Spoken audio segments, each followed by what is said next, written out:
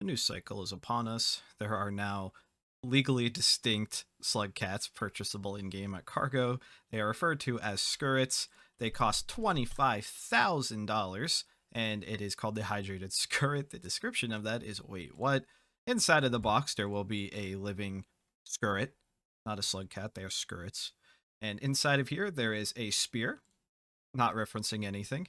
There is also, well, you only have one hand, so trying to equip stuff can be somewhat difficult. Inside, there's also a Quartermaster mantle, which you can wear. You can wear the headset, and you can wear the little hat, and it comes with some drinks.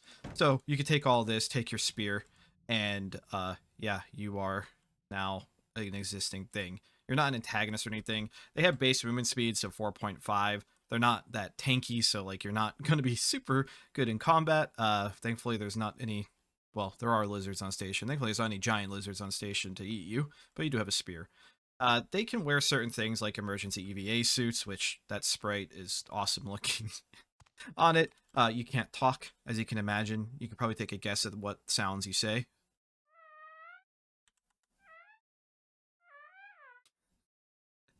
Uh, so right now it is just a purchasable cargo thing. I believe there is going to be a way for these to occur naturally, but it is not currently in the game right now, so I won't talk on what might not be or what is not current.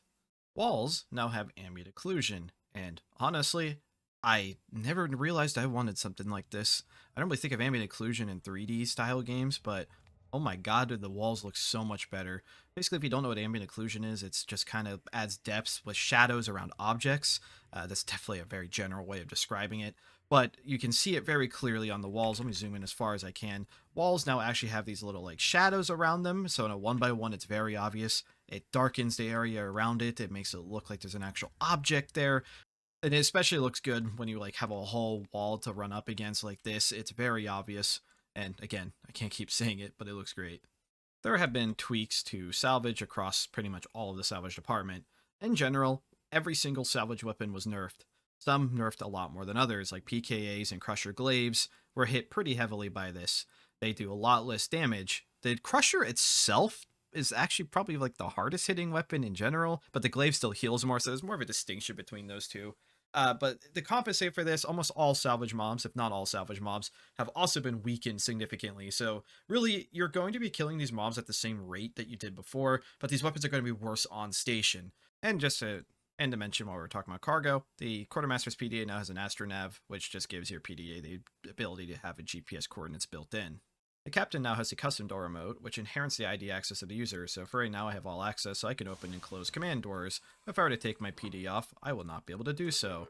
Pretty simple to explain. Syndicate and Nuki hard suits, and I guess the raid suit's not a hard suit, but the big body armors now have stamina resistance. Well, the Juggernaut suit does not. The Juggernaut suit features 0% stamina resistance. It's also only makes you the slowest.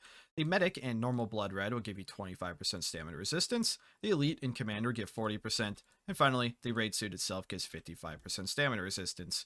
So the Raid suit will let you take twice as many stun baton hits, twice as many disabler hits.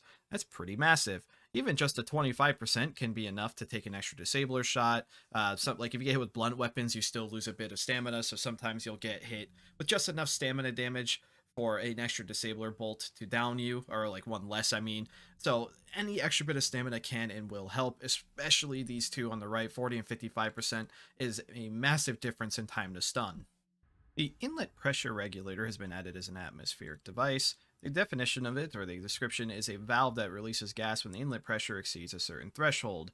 So very quickly, the primary place you're going to end up probably seeing this is in like burn chambers or in tags to help alleviate pressure, which can choke out tags. The guidebook itself also directly mentions this. For example, use the valve is commonly used to prevent overpressure situations in gas systems such as tag, cooling loops, and pipes. Flasks now act more like how you would expect flasks to act. You actually have to pop the cap open now to drink it. You can actually reclose the caps now so you can keep your content safe.